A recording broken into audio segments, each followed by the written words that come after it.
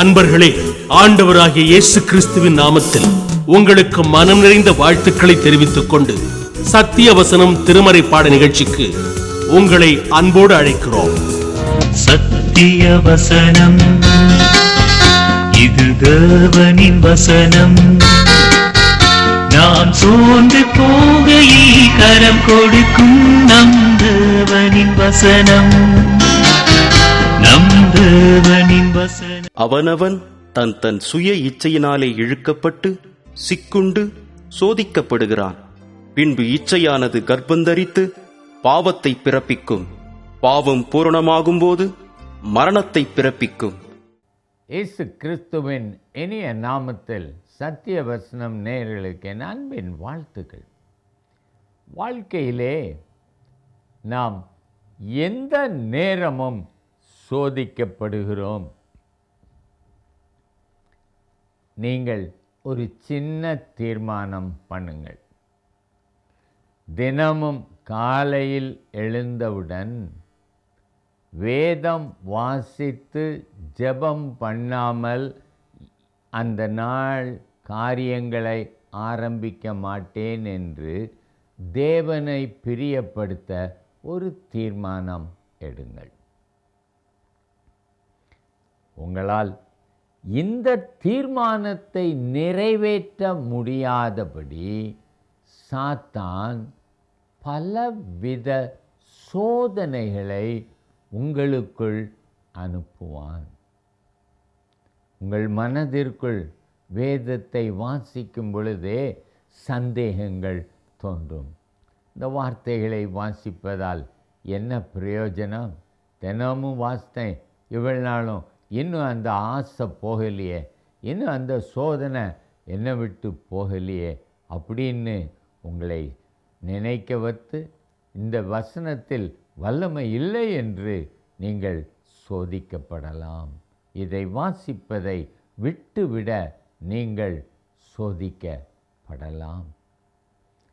சிலுவை சுமந்து இயேசுவை பின்பற்றுகிற ஒருவன் தனக்கு வரும் கஷ்டங்கள், பாடுகள், உபத்திரவங்கள் ஆகிய இவற்றை சந்திக்க முடியாமல் திணறும் பொழுது தேவன் உதவி செய்ய வல்லவர் என்பதை மறந்து என்னால் முடியாது என்று சொல்லும் பொழுது அவன் தன் சுய பலத்தை நம்பினபடியால் சோதிக்கப்படுகிறான். இப்படியாக நாம் நமக்கு உள்ளாயிருந்து வருகிற காரியங்களினாலே சோதிக்கப்படுகிறோம்.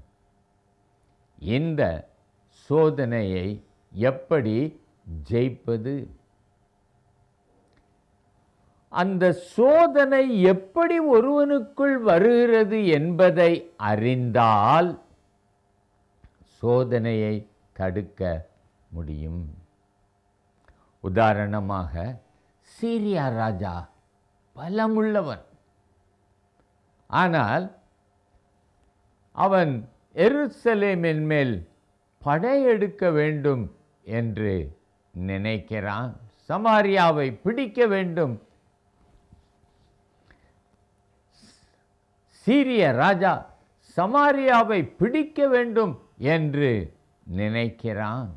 அவன் ஆலோசனை பண்ணுகிறான், இந்த வழியாய் வருவேன் என்று. ஆனால் எலிசா தீர்க்கதரிசி அவன் ராஜாவினிடத்தில் சொல்லுகிறான், உமக்கு எதிரி இந்த வழியாய் வருகிறான் என்று. அதை கேட்டவுடன் ராஜா அந்த இடங்களை பலப்படுத்தி வைத்து கொள்ளுகிறான். போர்ச்சேவகரை அங்கு நிறுத்தி கொள்ளுகிறான். சீரிய படைகள் முன்னேற முடியாமல் அவை திரும்புகின்றன. அந்த ராஜா குழம்புகிறான். காரணம் என்ன? எதிரி வருவதை ராஜா அறிந்திருந்து தன்னை காத்து கொண்டான். சோதனை எனக்குள் எப்படி வருகிறது என்பதை நான் அறிந்து அதனால் சோதிக்கப்படுகிறேன் என்பதை உணர்ந்து சோதனையினின்று தப்பித்துக் கொள்வதற்கான வழிகளை நான் பின்பற்றினால் மட்டுமே சோதனையை ஜெயிக்க முடியும். யோர்தானை இஸ்ரவேலர்கள் கடந்து விட்டார்கள். எரிகோ கோட்டையை பிடிக்க வேண்டும். 6 நாட்கள் அவர்கள் மௌனமாக கோட்டையை சுற்றி வருகிறார்கள். 7ஆம் நாளிலே எரிகோ விழும் முன்னதாக யோசுவா இஸ்ரவேல் ஜனங்களுக்கு ஒரு காரியத்தை சொல்லுகிறான். யோசுவா 6ஆம் அதிகாரம் 18, 19 வசனங்கள் நான் வாசிக்கிறேன். சாபத்தீடானதில் ஏதாகிலும் எடுத்து கொள்ளுகிறதுனாலே நீங்கள் சாபத்தீடாகாதபடிக்கும் இஸ்ரவேல் பாளையத்தை சாபத்தீடாக்கி அதை கலங்க பண்ணாத படிக்கும் நீங்கள் சாபத்தீடானதற்கு மாத்திரம் எச்சரிக்கையாய் இருங்கள். சகல வெள்ளியும் பொன்னும் வெண்கலத்தினாலும் இரும்பினாலும் செய்யப்பட்ட பாத்திரங்களும் கர்த்தருக்கு பரிசுத்தமானவைகள், அவைகள் கர்த்தரின் பொக்கிஷத்தில் சேரும் என்றார். இஸ்ரவேல் மக்கள் அனைவருக்கும் இது தெரியும். அங்கே ஒருவன் இருந்தான், ஆகான். அவனும் இதை கேட்டான். இதற்கு சம்மதித்து எரிகோவிற்குள் செல்லுகிறான். அத்தம் பண்ணும் பொழுது ஒரு இடத்திலே அவன் சில நேர்த்தியான பொருட்களை பார்க்கிறான். ஒரு அழகான பாபிலோனிய சால்வை, 50 சேக்கல் நிறையான பொற்பாளம், ஒரு 200 சேக்கல் வெள்ளி, இவைகளை பார்க்கிறான். அவனுக்குள் தேவ கட்டளை தெரிகிறது. ஆனால் அந்த பொருட்கள் மேல் உள்ள ஆசை அவனுக்குள் வருகிறது. அவனுக்குள் தெரிகிறது, தான் தப்பு செய்கிறேன் என்று தெரிகிறது. ஆனாலும் அந்த ஒரு இச்சையினால் அவன் செய்கிற காரியம் என்ன? அவன் அதை எடுக்கிறான். எடுத்து அந்த வெள்ளியையும் பொன்னையும் தேவனுடைய ஆலயத்திற்குள் கொண்டு வரவில்லை, தன் கூடாரத்தில் மறைத்து வைக்கிறான். பாபிலோனிய சால்வையை எரித்திருக்க வேண்டும், ஆனால் அவன் அதையும் தன் கூடாரத்திற்குள் மறைத்து வைக்கிறான். தவறு என்று தெரியும், ஆனாலும் அதை துணிந்து செய்ய அவனை தூண்டுகிறது என்ன? அதுதான் சோதனை. ஒரு மனிதனுக்குள் பொருளாசை என்பது இருக்கிறது. எந்த நேரத்தில் அது வெளிவருமோ, எந்த நேரத்தில் அவனை அது ஆட்கொள்ளுமோ தெரியாது. ஆகவே நாம் நம்முள்ளத்திலிருந்து எழும்புகிற ஆசைகளையும் இச்சைகளையும் நாம் தேவனுடைய கட்டளைகளின்படி அலசி ஆராய்ந்து பார்க்க வேண்டும். ஆகான் கொண்டு ஒழித்து விட்டான். ஆனால் நடந்தது என்ன? தேவன் அதை வெளிப்படுத்தினார். பாருங்கள், யோசுவா 7ஆம் அதிகாரத்திலே அவன் சொல்லுகிற அந்த காரியத்தை பாருங்கள். நான் வாசிக்கிறேன். யோசுவா 7:20. அப்பொழுது ஆகான் யோசுவாவுக்கு பிரதியுத்தரமாக, மெய்யாகவே நான் இஸ்ரவேலின் தேவனாகிய கர்த்தருக்கு விரோதமாக பாவம் செய்தேன். கொள்ளையிலே நேர்த்தியான ஒரு பாபிலோனிய சால்வையையும் 200 வெள்ளி சேக்கலையும் 50 சேக்கல் நிறையான ஒரு பொன் பாளத்தையும் கண்டு அவைகளை இச்சித்து எடுத்துக்கொண்டேன். அவைகள் என் கூடாரத்தின் மத்தியில் பூமிக்குள் புதைந்திருக்கிறது. வெள்ளி அதன் அடியில் இருக்கிறது. நமக்குள் தவறு என்று தெரிந்த பின்னும் நாம் ஏன் பாவம் செய்கிறோம்? அநேகருக்கு அவர்கள் வருமானத்தை மறைப்பது ஆசையாய் இருக்கிறது. தவறான கணக்கின்படி வரி செலுத்துகிறார்கள். அரசாங்கத்திடமிருந்து மறைத்து விட்டோம் என்று நினைக்கிறார்கள். தேவனிடத்தில் இருந்து மறைக்க முடியாது என்பதை அவர்கள் நினைக்கவில்லை. பாவம், அது சோதனை, அப்படி அவர்களை செய்கிறது. பொருளாசை, மாம்ச இச்சைகள் ஒரு மனிதனின் இருதயத்தை அது உணர்வில்லாததாக மாற்றுகிறது. அப்படி என்றால் என்ன செய்தால் இதற்கு பிழைத்திருக்கலாம் என்றால், அவன் இவைகளை காணும் பொழுதே தேவனுடைய கட்டளையையும் யோசுவா சொன்னதையும் நினைத்திருக்க வேண்டும். அவன் கேட்டிருக்க வேண்டும், நான் இதை செய்து என் கூடாரத்திற்குள் வைத்தால் இஸ்ரவேலை கலங்க பண்ணுவேனோ என்று அவன் நினைத்திருக்க வேண்டும். அவன் அதை நினைக்கவில்லை. அவனுக்குள் இருந்ததெல்லாம் இந்த பொருள் எனக்கு வர வேண்டும், அவ்வளவுதான்.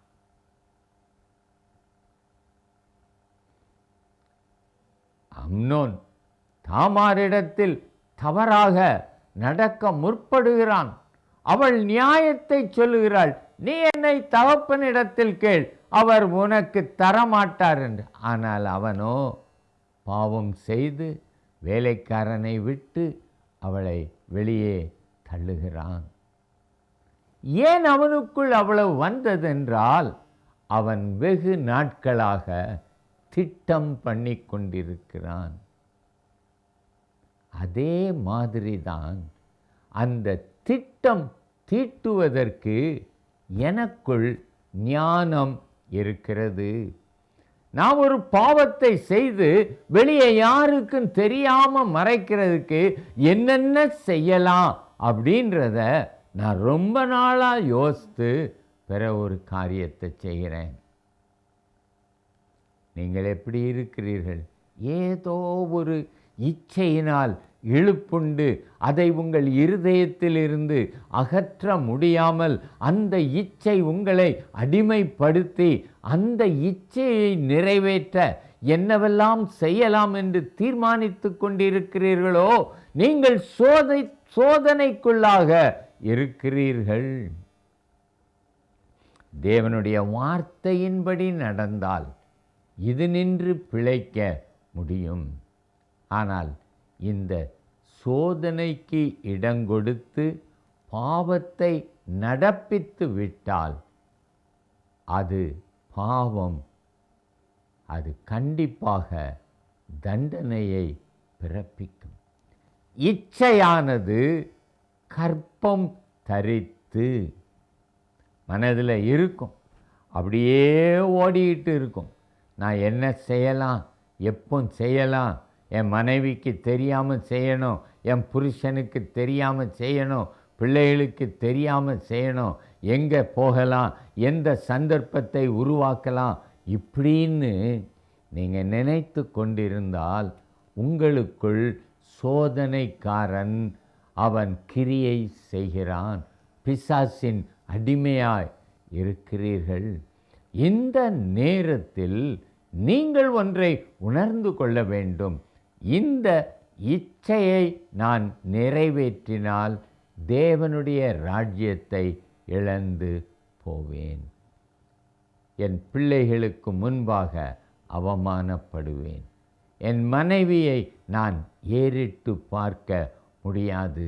என் கணவனையோ பெற்றோரையோ என்னால் பார்க்க முடியாத ஒரு சூழ்நிலை வந்துவிடும். நான் மறைக்கலாம், ஆனால் தேவன் வெளிப்படுத்தி விடுவார் என்பதை நான் அறிந்து கொள்ள வேண்டும்.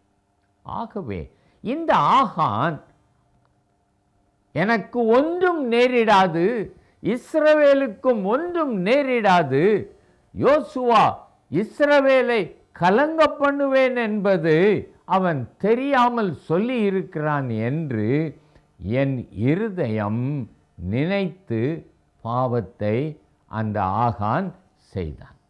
நானும் அப்படியே செய்தால் இருக்கும். தாவீது அப்படித்தான் செய்தான். ஆனால் நடந்தது என்ன?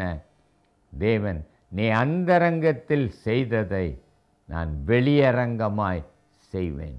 பட்டயம் உன் குடும்பத்தை விட்டு நீங்காது என்றார்.